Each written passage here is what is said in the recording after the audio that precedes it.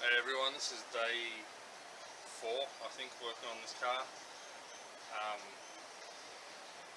As said yesterday, I've got this wiring and everything run through, ready to go for the solar panel. I've got the cupboard side of it built, but I need to work out the last of the holes and such for it, where the fuse box is going to go and all that sort of thing. So I've got all that done. I can try and get those holes done today. Unfortunately, again, it's miserable weather, so I really don't know how much work on the actual car I'll be able to get done, just on the grounds that I can't work in the rain. Down the back here, behind all the mess, is the original door system. I need to get into that bottom one, and I need to take out the wiring that's got a fuse box and an Anderson plug fuse box, bunch of other bits and pieces that I need to go into this new one, such as lighter sockets and that as well. So I've got to get in, take that out. Fun part is first I've got to get to it, and as you can see, I don't have a lot of room in this garage. But at least it's something I can do in the rain and in a bit of shelter. So see how we go today with what this weather does and see how much I get done. Okay, so I got to the part I need. Bloody shit everywhere in this garage, I need a bigger one. So obviously this Anderson's got to come now. I'll probably keep most of this intact, wire-wise, because that Anderson can come down into the system and probably plug straight into the battery. Depends if I want to connect directly to the battery or wire an Anderson. And that obviously comes through, connects into that fuse box. This cable here is the one that was running up into the roof for the projector, so the plug has been cut off that, and I don't know what I've done with the other end of it. And then obviously I've got a clock, a voltmeter, here 2 USBs and 2 12 volts. So that will basically almost remain the same, really. It's just these are, I guess, are going to go into different areas. All these accessories are going to go into different areas. So I don't know. Maybe I will completely demolish it and redo wiring or something. I don't know. We'll work it out. But it's all got to come out either way. I've also remembered that I've got the clamps here. What I had originally had here was an old car battery in a battery box, and I used to sit that down in the gap here. That's why I've got the hinges in this section. So these straps here were actually, these clips here were actually to hold the battery from sliding sideways. So I'm going to take those out, make them help me to mount the new battery into it and keep it from moving around. Okay, so I've got the wiring out of here, I've got the fuse box out, and I've got all the instruments out, the 12 volt and the USBs. While removing that, the cable that was installed into the box here has the 2 ring ends and an Anderson plug on the end of it, and then that used to connect to a battery box, which is this one. Had the 2 terminals on there, which I won't be using those terminals, but I'm wondering at the moment if I may reuse this wire and both sets of wire and make up another system to connect into here, into the new shelf system. I am thinking about reusing all the accessories that came out of there into the new shelf system. I guess I'm just going to have to wait and see what I do with that. I'm probably going to need another fuse box, so whatever I do, I think I'm going to need a new one. So I might just connect this one up now and have this as my permanent fitting.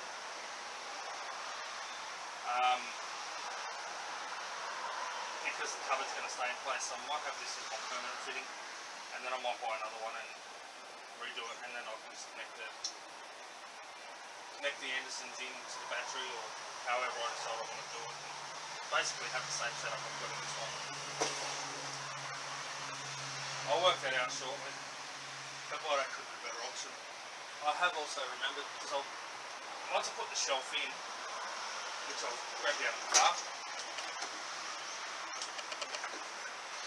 there is going to be this section here, and I'd like to have some USB and wire sockets on it, regardless of whether or not the shelves are in.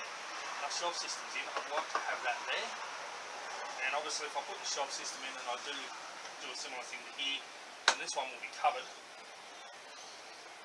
But if I do it right, I can cover this one but have another set here. So that's what I'm thinking about. The Andersons there, so I can plug in and out. What I'm going to do with this though is with the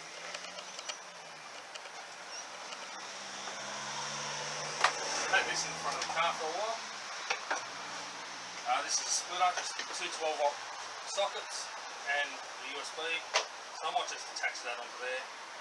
And then, for example, if I'm blowing up an inflatable mattress at camp, want to blow up my inflatable boat, run camp lights, things like that, I can easily plug them in, and I can easily plug the phones or whatever in charge external from the cupboard, so they can just sit in the back of the car and charge up or whatever. So it'd just be nice. I was going to mount one 12-volt, one USB sitting there, or down here a bit lower maybe, but I can just attach that. It's all there, and I've got what I need there. So, and this is actually got a switch on the back of it too, so I can pull it up when I want. I just need to cut the wire and run it through the fuse box. So that's easy enough. Yeah, that can go there for me. That'll be nice.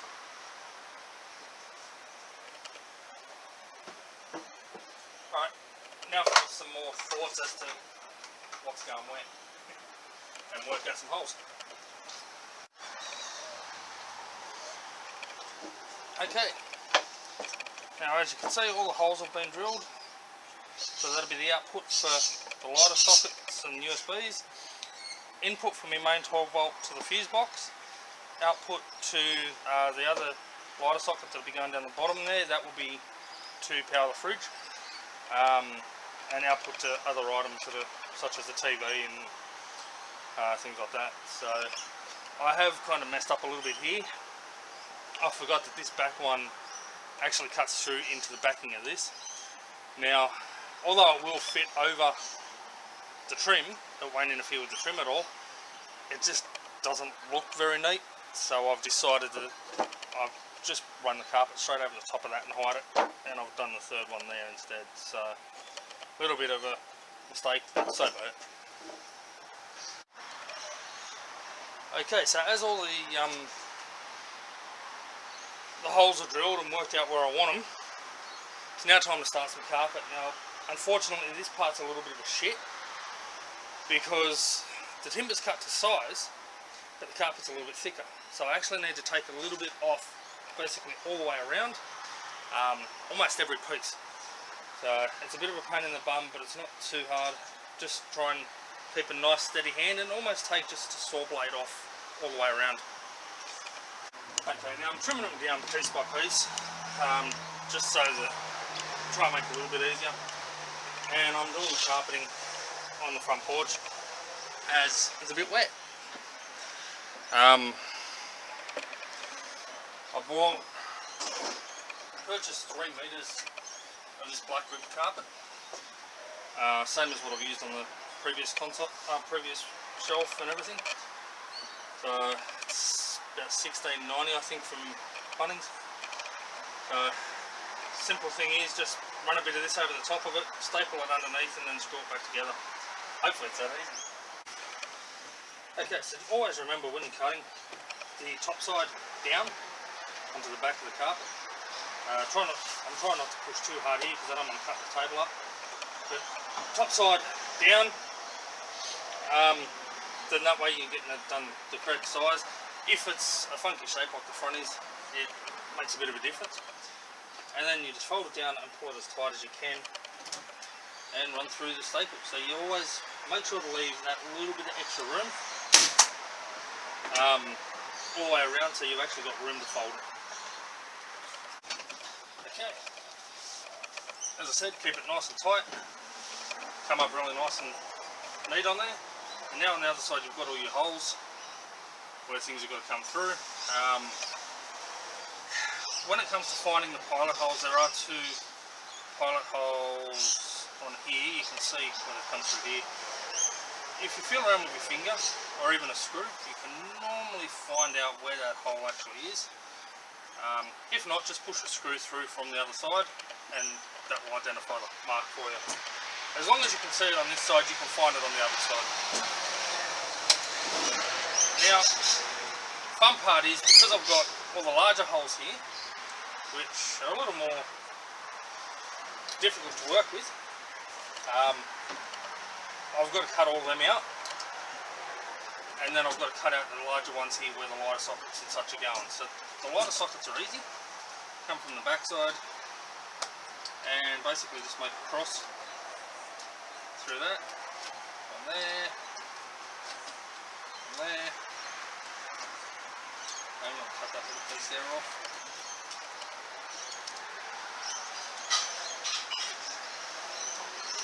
Right, now that cross that you just made will push through now. Should push through. Wrong one. Oh, that's the back one. That's all.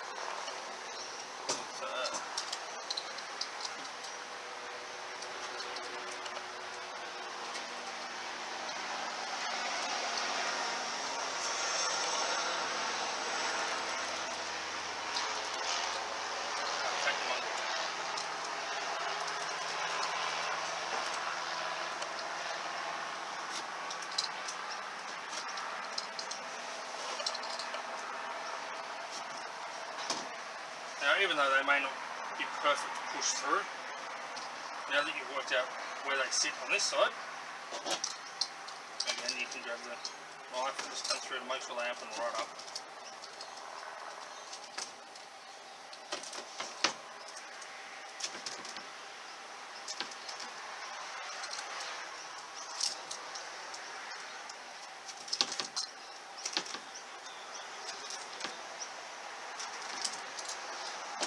So now they should open right up, and when I get a lighter socket they should go straight through.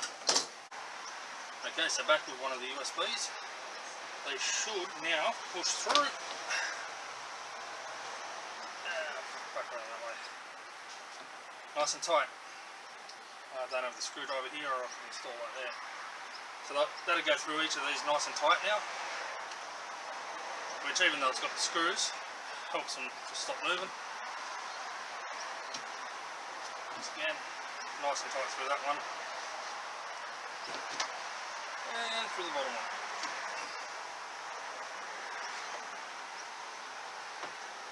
So that part's worked well. Now I've got to identify the other holes. Okay, now even though you probably can't see it, there's the 3 holes for the lighter sockets, and then I've done the small ones here, another one there, there. A couple more up this end, and they're all for the wiring and everything to run through. So once the wiring runs through, it should look like they're basically going straight through the board. Nice, neat, tidy and clean. Okay, so as I started to staple this, I realised I'd made a mistake. I needed to, or planned to install a fan at the back of the fridge to help drag any hot air created by the compressor and that out of there, just to circulate it and help keep the fridge run cooler and on less power. So I've got some 120mm computer case fans. So I've measured the inside diameter of that, circled inside that, and then just below it there's another hole there which will be for the lighter socket, which will be how I'll plug the fan. That'll be how I'll plug the fridge in. So I'll have the fan here. I will cut the hole in the carpet and just tuck it through so it's nice and neat. The fan will be on the back side so it won't get bumped. I might look on eBay and look at just buying a computer case fan grill. You can normally pick them up for a few bucks. I put one of them on just to make sure nothing gets into the fan blades, and then the lighter socket will go there. Plug the computer case in there, plug the fridge into there, and then the fan, and have both of them running. So again, it circulates a little bit of air and it draws some of the hot air from the compressor out away from the fridge, which will help it to run, hopefully help it to run a little bit cooler and on a little less power. Okay, so the inside shelf's carpeted, front's carpeted. Obviously they need a good clean with sawdust and whatnot. Now to try and put these back together, I need to find the original holes. So what I've done here, I've pumped 2 screws from the back side where you can see the holes through to the front, so I can try and find them. There's another couple of screw holes here which I need to do the same thing for on the inside.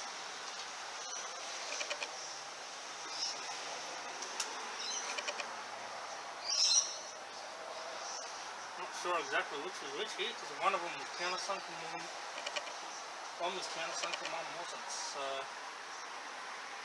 I'm not 100% sure which one I'm screwing through here. One there. One there. So at least now I can find where these holes are meant to be. So I pop these back out and they should leave a bit of a mark. Might not be visible on the camera, but there should be a small mark there where I'll be able to see where they go.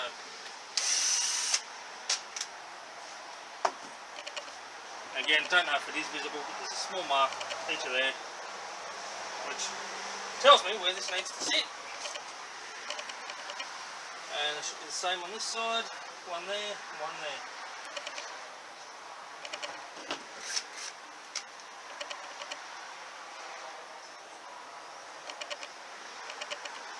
No problem there.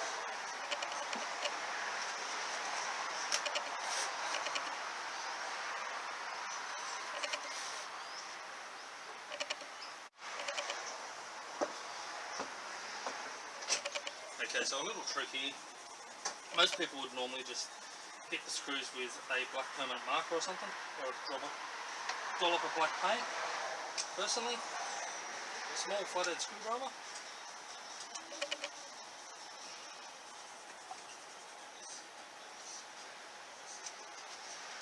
Normally lift the carpet out and around the screws without making too big of a hole.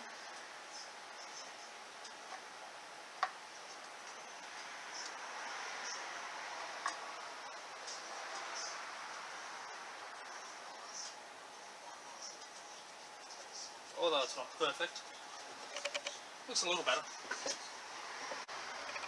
Okay, so the cupboard's all back together. I haven't bothered to line the carpet the back side. I've made up this bracket here. It's actually from those cheap galvanised shelving that you buy from Kmart and Bunnings and that. So I've dodged that up because somehow or another I need to keep this secured to the back trim so that if there is an accident or something like that, it's not going to fly off. So I've got that there to secure that, and there's a couple of screws that will be going into the bottom of the trim as well. The top section will be secured to this as well. So, and I'll put a bolt through the trim here. Now before I can do much more, I need to finally mount the C-Tech, the fuse box, and start running wires for this. So now's the fun job of actually starting to connect everything up. Okay, so I've just run the earth wire. You can see that it is red, but I've tipped it with black so that I know what's going on. I've drilled an extra hole through the trim there, if we want to focus properly. Hello, camera, focus. There we go. And then I found this point at the back here, as you can see, and I've connected the earth to that. Again, the camera doesn't like focusing. So we're earthed out. I've tested the multimeter from the positive to the chassis and I get 13.1 volts, so that's all live, that's good. Alrighty, time to stop. This isn't showing much light. Lights at the front are good, but it's not showing much toward the back. This is why I'm stopping, plus I'm one terminal short of doing the whole thing. Let me grab my phone, get you a bit of light here. There we go. So the battery monitor there is just going to be sitting there for the moment. until I get the top section on. So this is all in, carpeted, tucked away. I've got all my fuses wired up, every device, the lighter sockets, the whole lot that are under there, they're all wired in, fused. C-Tech's in place, ready to go. I've got every wire except for the output bloody in line, and that's what I've realised I've run short on terminals. Literally I need one terminal, and then that will all be connected in. So our battery's sitting there at the moment, trim's back in place. I've left these wires hanging here for the moment. I will do something with those. They will be running to the lights that go up the top. So at least it's in, it's tidy. The dual lighter socket's on the side there with its own switch. The fan's in place. The 12-volt socket up there for the fridge power's going to be is in place. It's all wired, it's all ready to go. In all honesty, I could probably connect that terminal up there, and everything should power up by rights. That terminal there is my main live, so everything, where are we? Is that the one? I think that's the one.